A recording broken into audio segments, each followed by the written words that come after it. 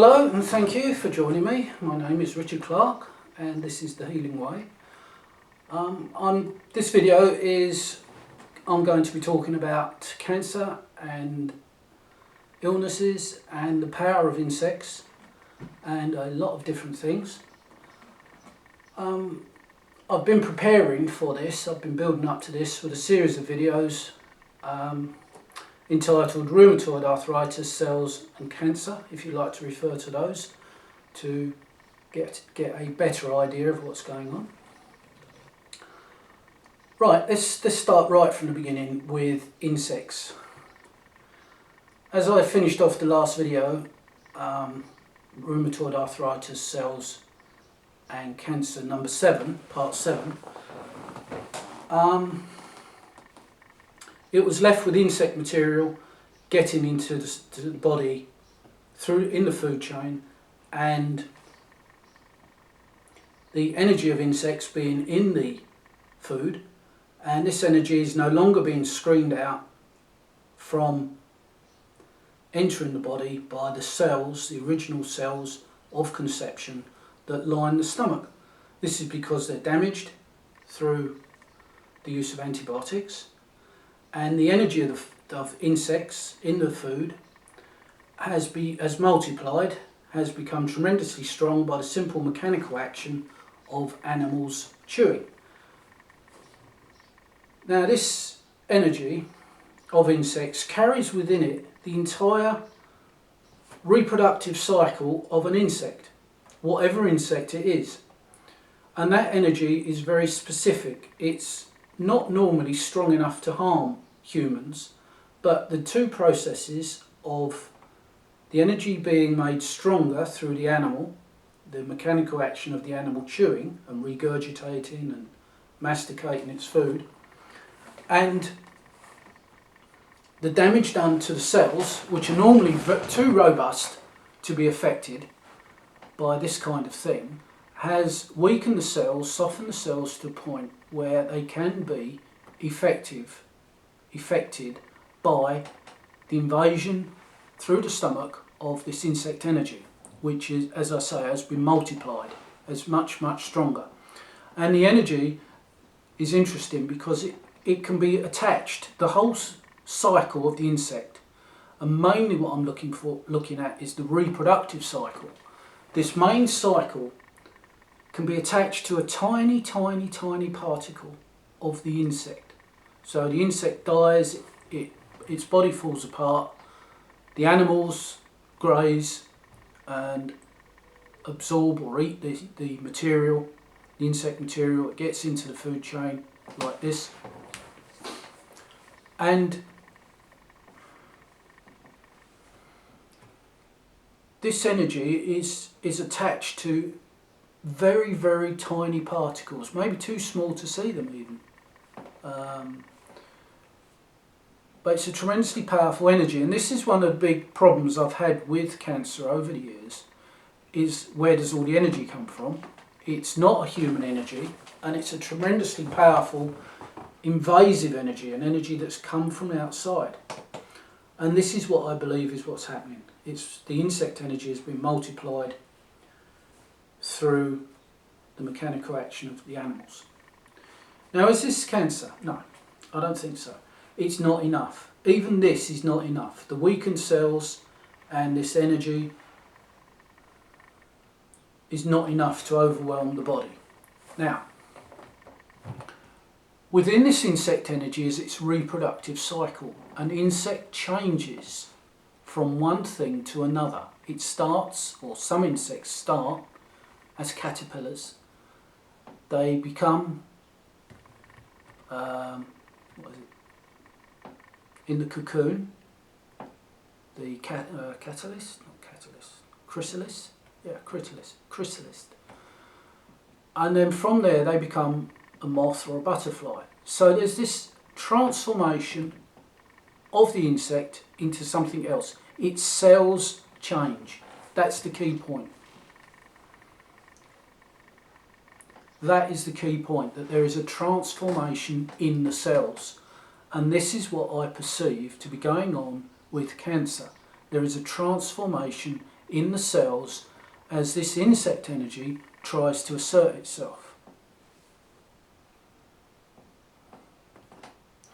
Right, so that's one part. Now, what is another factor of this? Because on its own, I don't think that's enough. That's not enough. Now, what's happened is I've perceived this, what I'm starting to think of as a primary immune system in people. What we take as an immune system, the bone marrow and the immune response, the chemicals and the proteins that are produced to fight illness, I think that is secondary. I think that is secondary because it's always puzzled me. It's very bad to let an illness get into the body and then try and fight it. It's bad technique, bad strategy. The body is far too much more clever than that. There should be an earlier defence that blocks things from getting in. Dealing with them once they're in should be, in my view, a secondary thing.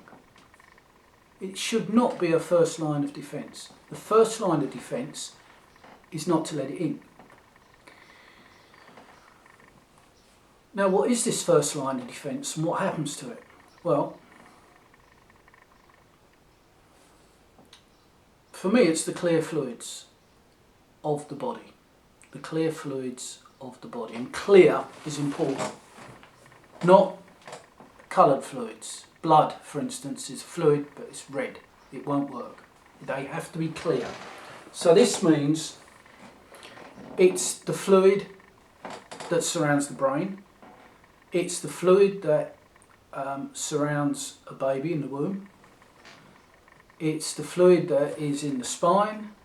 It includes everything: sweat, tears, saliva.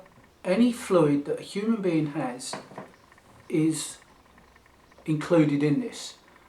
And the fluid, I'm calling it fluid, not water, because when water is in a human being, it's changed. It acquires a lot of different things, a lot of energies of the human being it's in.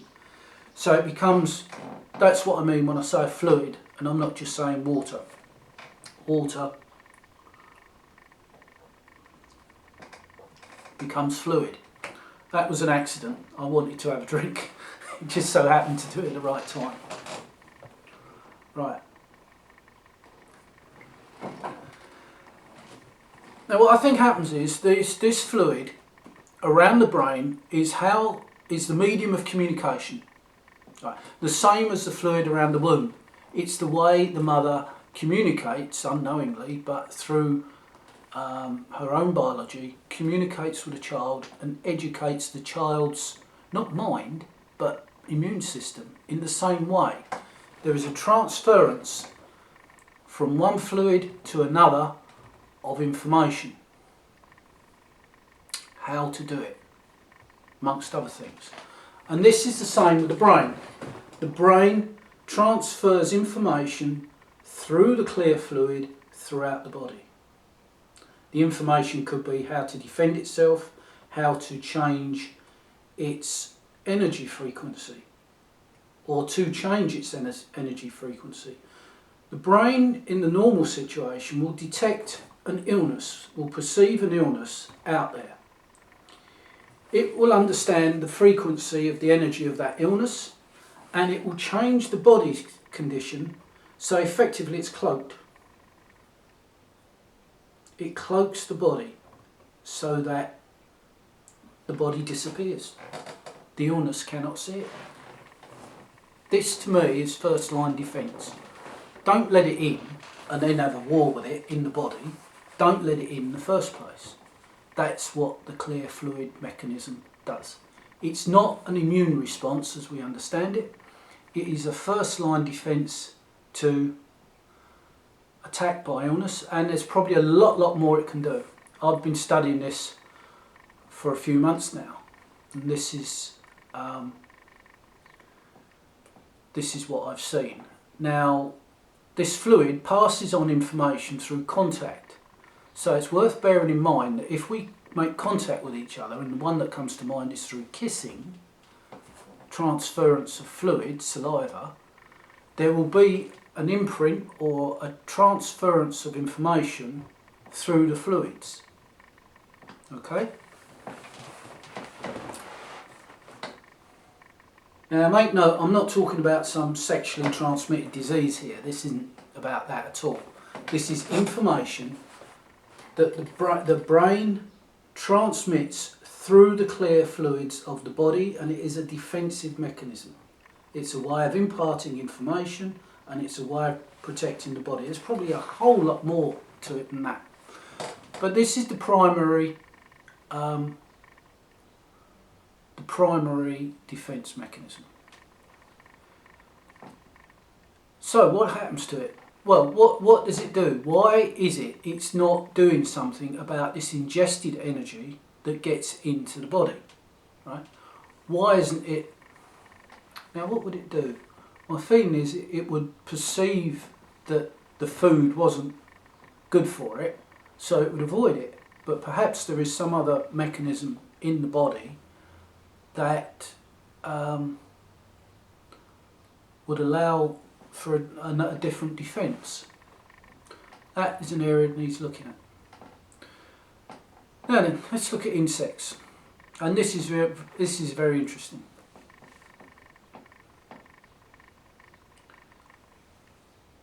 We have effectively, knowingly or unknowingly, declared war on the insect world. We kill them all the time. We spray them. We use insecticides, pesticides. We wipe out where they live. The way to treat malaria is to kill as many of the female mosquitoes as we can. We spray, and so on and so on. So whether we're aware of it or not, we have effectively declared war on the insect world. What's wrong with that, you might say? Well, what's wrong with that is it's a push. And where there's a push, there's a balancing push. We've pushed out, now the insect world is pushing back. And as I said in the last video, more and more illnesses are, every time I look at an illness, there's one or two. An illness seems to stand on 2 or 3 legs. It needs 2 or 3 factors to support it. And 1 or 2 of those factors, it seems, is nearly always insect or insect related. So what's happening is the insect world is under attack. Now the insect world are more socially cohesive than the human world. They can fashion a response very, very quickly within a few generations. We can't do that. And the response that they've fashioned is to neutralise the human system of defence, which is the clear fluid. Because what is a threat to, effectively, by killing all the insects and by spraying everywhere they live, where are they now going to live? They are trying to move in to a different area. And I think one of the areas they're trying to move into are humans. So what they try to do is neutralise the human being's ability to defend itself, the human body's ability to defend itself, which to me is the clear fluid. This is not an immune response problem. This is a clear fluid problem. Now insects bite, obviously, and I'm not talking about malaria or some serious illness here. I'm talking about a standard bite that any insect could use. Like in this country, UK, we have mosquitoes, and they bite. They don't transmit malaria, but what they're doing with their bites is they put some genetic material into the clear fluid of the human being, which neutralises the brain's ability to communicate through the clear fluid. And this leaves the body wide open. Because we are becoming where the insects want to live. They can't live anywhere else. Everywhere else we're spraying or we're destroying. We use every opportunity to kill the insect world. And what the insects want to do is neutralise us as a threat to them, not so much killing them, but from them reproducing. So it seems to me that insect material is getting into the body, and to protect that insect material from the attack of the body, it neutralises the brain's ability to communicate through the clear fluids. It's a neutralisation. This isn't an attack on us. It's to stop us being aggressive towards what's in us. Now, when we get a combination of the immune system, or this clear fluid, which I think of as the primary immune system, we get the primary immune system knocked out because of this insect bite. As I say, these insects, they're very socially cohesive. They communicate with each other very, very well. And they've fashioned this response to what's going on. So the insects bite humans, which neutralises this clear fluid ability or damages it. And then when ingested material, insect material, hits the stomach, which has this energy of transformation within it, I think that is enough. I think we've then got the factors. We've got the softening of the cells. We've got the genetic material from the insects with this tremendously powerful energy that's been multiplied through the animals chewing, and the defeat of the human clear fluid immune system. And I think that's enough, because that will then hit the cells, because the cells from the stomach are in sequence. You get to one, you can pass to the next one. They're all connected, energy-wise. They're all connected. So it just spreads through the system. So then we're just looking at an external factor to kick it all off.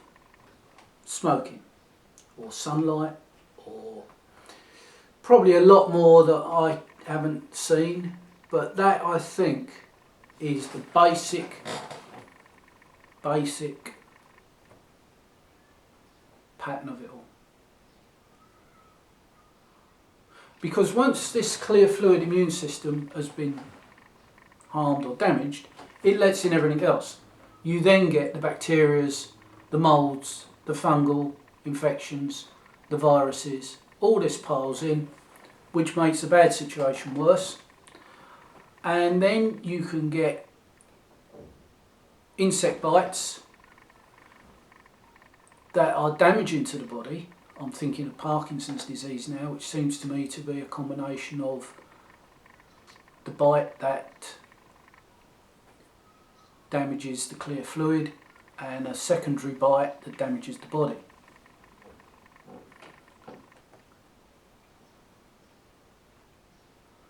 Multiple sclerosis, I think, is again a bite that damages the clear fluid of the body. A fungal infection, a mould, and an emotional impact, or an impact that might be taken as emotional impact, and which is maybe why females who are more emotional get this illness more than males, because there is an emotional aspect to it, emotional impact, an impact on the body that could be seen as emotional. Not always, it could be. So there's a lot there. Now this is why I've developed a new method, and the new method to neutralise this bite that infects the clear fluid which as I see it is some sort of insect DNA that they inject in when they bite, is to use silica gel, exactly the same as the method I was using, that was Healing with Energy number 1, step 1. Step 1 has now become step 2, and the carbon filters have been replaced with bags of silica gel. I will be posting a video on that, and that has now moved up to position number 1, because the most important thing to do with any illness is to neutralise the damage done to the clear fluid of the body. That is priority number 1. It might even be enough.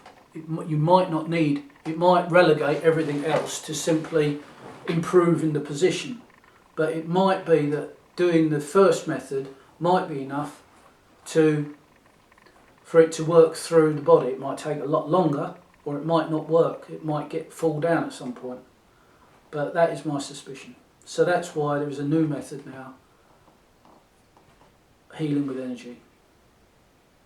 Step 1. Silica gel, get it off the internet. It's the material used for, you get little packs of it in electrical equipment, keeps it dry.